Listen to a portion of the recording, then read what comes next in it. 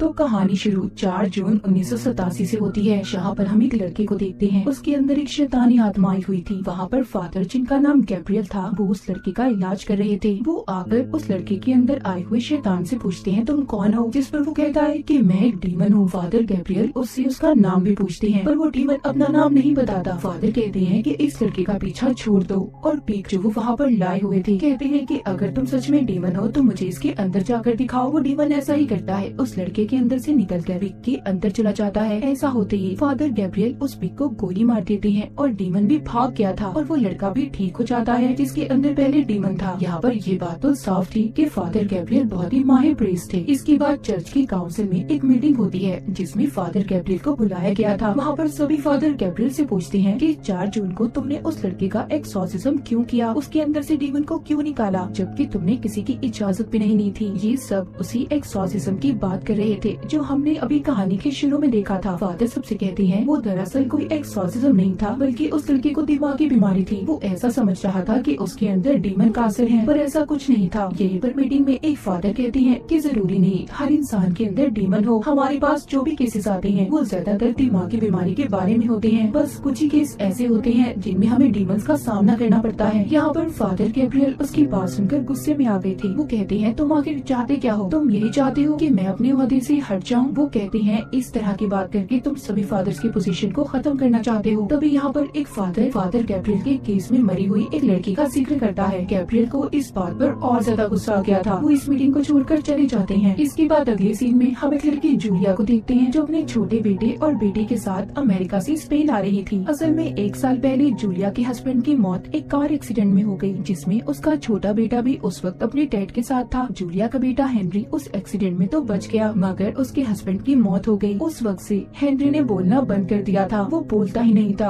अब क्योंकि इनका कमाई का कोई जरिया नहीं था, तो इसलिए जूलिया अपने हस्बैंड के खानदानी घर की मुरम्मत करवाकर उसे बेचने आई थी, ताकि उसे बेचकर इन्हें पैसे मिल जाएं। इसलिए कुछ दिन के लिए इन्हें यहीं पर रहना था। पर यहाँ पर जूलिया की बेटी को बिल्कुल अच्छा नहीं लगता, क्योंकि वो यहाँ पर रहना ही नहीं चाहती थी। अब जब जूलिया अपने घर में आई थी तो यहाँ पर इसकी मुलाकात एक फादर एस्क्यूबेल से होती है, जो कि इस घर का ख्याल रखा करते थे। वो उससे कहते हैं कि अगर कोई भी जरूरत हुई तो आप मुझे बुला सकती हैं। यहाँ पर जूलिया की बेटी चारों तरफ जब देख रही थी तो उसे दीवार पर एक सिंबल निशान नजर आता है, जो कि एक बड़े चर्च का था। तभी उस दीवार में दरार आने लगी थी, जिससे जूलिया की बेटी डर जाती है और वहाँ से चली गई थी। अब ऐसा ही निशान वहाँ पर इनके घर में जो वर्कर्स काम कर रहे थे उनमें से एक को नजर आता है। जब ये गौर करते हैं और दीवार के अंदर आग जलाकर देखने की कोशिश करते हैं तो वहाँ पर एक जोरदार धमाका होता है, क्योंकि वहाँ पर सल्फर गैस थी, जिस वजह से ये हादसा हुआ था। और इस हादसे की वजह से बाकी के वर्कर्स ने भी काम करने से मना कर दिया था। जब ये सब चल रहा था तो वहाँ पर जूलिया का बेटा हेनरी अजीब अजीब हरकतें करने लगता है। उसे न जाने क्या हो गया था, उसने अब बोलना भी शुरू कर दिया था। जब जूलिया उसे देखने जाती है तो हेनरी के अंदर एक डीमन की आवाज बोल रही थी। वो अपने मुंह के ऊपर एक कट भी मार लेता है। यहाँ पर दरअसल जो वर्कर काम करने आया था उन्होंने आग जलाकर अनजाने में किसी खतरनाक डीमन को आजाद कर दिया था, जिसने बेचारे हेनरी को अपने काबू में कर लिया। हालांकि हेनरी को जूलिया हॉस्पिटल भी लेकर जाती है, जहाँ पर डॉक्टर उसे ये बताते हैं कि वो बस अपने डैड की मौत के सदमे में है, इसीलिए उसे दिमागी डॉक्टर की जरूरत है। डॉक्टर जूलिया को एक इंजेक्शन भी देती है और कहती है कि हेनरी अगर काबू से बाहर हो तो तुम उसे ये इंजेक्शन लगा देना, जिससे वो बेहोश हो जाएगा। जूलिया को डॉक्टर की बातों पर यकीन नहीं आ रहा था, इसीलिए वो मदद के लिए फादर एस्क्यूबेल के पास जाती है। फादर जैसे ही हेनरी को देखने अंदर जाती है तो उसके अंदर का डीमन फादर को उठाकर बाहर फेंक देता है। अगले सीन में हम फादर गैब्रियल के साथ उनके हेड को देखते हैं। हेड फादर गैब्रियल को स्पेन जाने का कह रहे थे। हेड उसे हेनरी के बारे में बताते हैं। कहती है कि यहाँ पर एक फैमिली है जिसे तुम्हारी मदद की जरूरत है, और उस जगह की वजह से चर्च ने भी बहुत मुसीबतों को देखा है, इसीलिए तुम्हें जाकर उस बच्चे को बचाना होगा। उसके अंदर बहुत ही खतरनाक डीमन है, तुम जो भी करना सोच समझ कर करना।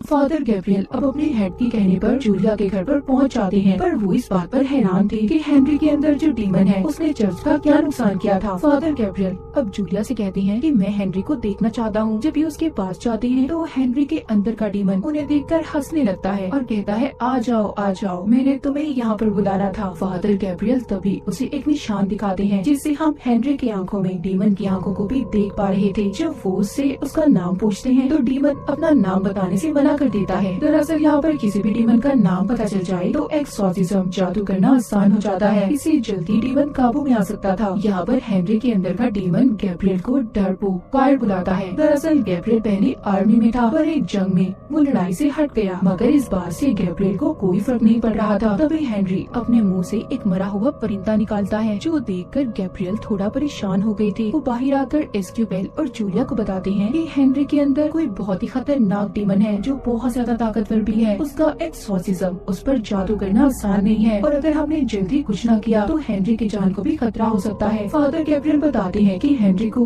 अपने डैड की मौत का सदमा था, जिसका फायदा डीमन ने उठाया, पर ये समझ नहीं आ रही थी कि डीमन हेनरी के अंदर आकर आखिर करना क्या चाहता था। उधर डीमन जूलिया की बेटी को भी डराता है। उसके मरे हुए डैड यानी कि जूलिया के हस्बैंड की आवाज में वो उससे फोन पर बात कर रहा था। यहाँ पर डीमन ने अपना काम करना शुरू कर दिया था। उधर एस्क्यूबेल और गैब्रियल मिलकर हेनरी का एक्सॉर्सिज्म करने की तैयारी कर रहे थे। जब ये दोनों उसके पास जाते हैं तो डीमन इन्हें इनकी पिछली जिंदगी के बारे में बताता है। वो गैब्रियल से कहता है तुम्हारी वजह से एक लड़की की जान गई, और एस्क्यूबेल से कहता है कि तुम प्रीस्ट हो ना, फिर भी गलत काम करते हो। ये बात सुनकर एस्क्यूबेल हेनरी का गला दबाने लगता है। गैब्रियल उसे रोकता है, इस वजह से इनका एक्सॉर्सिज्म भी पूरा नहीं हो पाया था। अब बाहर आकर एस्क्यूबेल अपनी कहानी गैब्रियल को बताता है। कहता है कि मुझे एक लड़की से प्यार हो गया, पर वो नहीं जानती थी कि मैं एक प्रीस्ट हूँ, और हमारे बीच बहुत कुछ गलत हुआ, पर जब मुझे एहसास हुआ मैंने उसे छोड़ दिया और अपनी जिंदगी प्रीस्ट बनकर गुजारने का फैसला किया। इसीलिए वो डीमन मेरी कमजोरी का फायदा उठाना चाहता है। उसे फादर गैब्रियल को अपने दिल की बात बताकर काफी अच्छा हल्का महसूस हो रहा था। अब बारी थी गैब्रियल की। वो बताते हैं कि जब जंग के दौरान मेरे सारे साथी मर गए, तब मैंने प्रीस्ट फादर बनने का फैसला किया। मेरे पास तब सबसे पहला केस एक लड़की का आया। उसको किसी डीमन ने अपने काबू में किया हुआ था,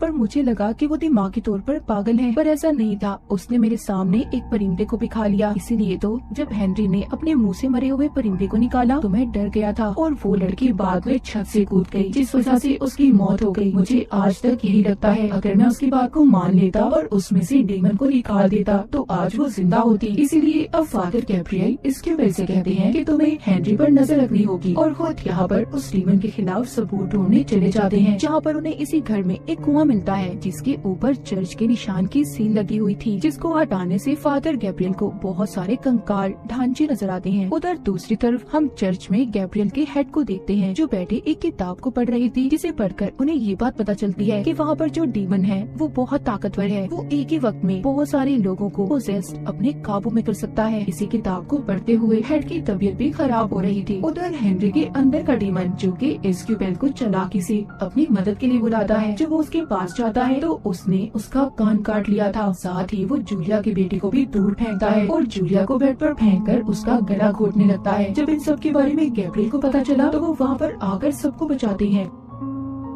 अब वो एस्क्यूबेल को लेकर उसी जगह पर जाते हैं जहाँ पर उन्होंने कंकाल को देखा था। फादर गैब्रियल एस्क्यूबेल को बताते हैं कि जब जूइस क्रिश्चियन में बदले तो उस वक्त जिन्होंने इनकार किया, सजा के तौर पर उन्हें इस जगह पर बंद कर दिया गया था। अब ये दोनों अंदर जाते हैं, जहाँ पर इन्हें वैसा ही निशान वाला दरवाजा मिलता है, जैसा निशान पहले जूलिया की बेटी ने भी देखा था। जब वो उस दरवाजे को खोलते हैं तो अंदर जाने पर उन्हें बहुत से स्केलेटन्स कंकाल मिलते हैं, जिनमें से एक कंकाल एक पिंजरे में बंद था। उसके हाथ में अंगूठी थी, वो एक प्रीस्ट का कंकाल था। वहीं पर इन्हें एक और दरवाजा मिलता है, जिसकी चाबी इन्हें पिंजरे में बंद कंकाल के पास से मिली थी। वहाँ आगे जाकर इन्हें दुनिया के सबसे बड़े प्रीस्ट का कंकाल भी मिलता है। तो गैब्रियल यहाँ पर एस्क्यूबेल को बताते हैं कि यहाँ पर एक बहुत ही खतरनाक डीमन ने एक साथ बहुत से इंसानों को पोसेस किया, जिनका एक्सॉर्सिज्म उस वक्त यहाँ पर किया जा रहा था। मगर वो शैतान डीमन किसी के काबू न आया, और उसी ने इन सब का ये हाल किया। जब सबको उस शैतान डीमन के बारे में पता चला तो इस जगह को ऐसे ही बंद कर दिया गया, और हेनरी के अंदर जो डीमन है वो भी यही लगता है। तो सोचो वो कितना खतरनाक होगा। मगर यहाँ पर अब वर्कर की गलती की वजह से वो दोबारा आजाद हो गया, पर वो डीमन हेनरी के अंदर सिर्फ इसलिए आया था ताकि वो फादर गैब्रियल के अंदर जाकर चर्च और गॉड के नाम पर उससे बुरे काम करवाए। इसलिए अब वो गैब्रियल के अंदर आना चाहता था। गैब्रियल यहीं पर एक किताब पढ़ता है, जिससे उसे पता चलता है कि दुनिया में हर जगह ऐसे ही खतरनाक डीमन पाए जाते हैं, जिनमें से ये डीमन भी एक ही है, जिसका नाम भी अब गैब्रियल को पता चल गया था। जब डीमन को ये बात पता चलती है कि फादर फादर गैब्रियल को उसका नाम पता चल गया है तो वो तो जैसे पागल सा हो गया था। इसीलिए वो अब हेनरी की बहन को भी पोसेस करने की कोशिश करता है। जब जूलिया अपनी बेटी को बचाने आती है तो वो उसकी बेटी को दूर फेंककर अब जूलिया को मारने की कोशिश कर रहा था। तभी जल्दी से जूलिया की बेटी उस इंजेक्शन को उठाकर हेनरी को लगा देती है जो डॉक्टर ने दिया था, जिससे वो अब भी होश हो गया था और इस तरह जूलिया की जान बच जाती है। तभी ये लोग हेनरी को वहाँ पर बांध देते हैं और सभी प्रेयर करके उसका एक्सॉर्सिज्म करना शुरू करते हैं। अब यहाँ पर डीमन इन्हें अपनी असली ताकत दिखाता है। वो जूलिया की बेटी को पोसेस कर लेता है जो देखते ही देखते छत की सीलिंग पर चढ़ गई थी। वो जूलिया को मारने की भी कोशिश करता है। डीमन गैब्रियल से कहता है कि अगर तुम मेरे सामने अपने घुटने टेक दोगे तो मैं सबकी जान को छोड़ दूंगा। गैब्रियल जब सबकी जान खतरे में देखता है तो वो डीमन की बात को मान गया था, जिससे वो डीमन सबकी जान को छोड़ देता है। इस बात का फायदा उठाकर स्क्यूबेल जूलिया और उसके बच्चों को जल्दी से यहाँ से जाने का कहता है और खुद यहीं पर रुककर फादर गैब्रियल की मदद करने का फैसला करता है। अब डीमन हेनरी को छोड़कर फादर गैब्रियल के अंदर आ गया था। फादर खुद को फांसी लगाकर अपनी जान देना चाहते थे क्योंकि वो जानते थे कि डीमन पता नहीं उससे क्या क्या गलत काम करवाएगा, पर डीमन ऐसा नहीं करने देता। गैब्रियल को खून की उल्टी आ रही थी, इसीलिए ये अब उसी एक्सॉर्सिज्म वाली जगह पर जाकर खुद को जलाकर मारने की कोशिश करते हैं। इसी बीच स्क्यूबेल भी वहाँ पर पहुँच गया था जो मंत्र पढ़कर एक्सॉर्सिज्म को शुरू करता है, पर तभी उधर डीमन उसके सामने उसी लड़की को ले आता है जिससे स्क्यूबेल प्यार करता था। वो लड़की खून में नहाई हुई थी, वो उसे मारना शुरू कर देती है। उधर दूसरी तरफ गैब्रियल के सामने भी डीमन उसी लड़की को लाकर खड़ा कर देता है जिसकी गैब्रियल की वजह से मौत हुई थी। स्क्यूबेल यहाँ पर उस लड़की के सर पर जब क्रॉस का निशान रखता है जिससे उसका जिस्म फट गया था, अभी गैब्रियल को भी देता है। इस तरह वो लड़की भी गैब्रियल से दूर हो गई थी, जिसके बाद दोनों स्क्यूबेल और गैब्रियल मिलकर एक्सॉर्सिज्म को शुरू करते हैं और उस डीमन को उन्होंने हेल यानी कि नर्क में भेज दिया था। वहीं पर गैब्रियल की हेड की तबीयत भी ठीक हो गई थी। वो अब दोनों को बुलाकर शाबाशी देते हैं। तभी वहाँ पर एक और फादर आते हैं जो बताते हैं कि अभी भी 199 जगह ऐसी हैं जहाँ पर ये शैतानी डीमन पाए जाते हैं। तुम्हें जाकर इन्हें खत्म करना होगा और इसी के साथ ही कहानी यहीं पर खत्म हो जाती है।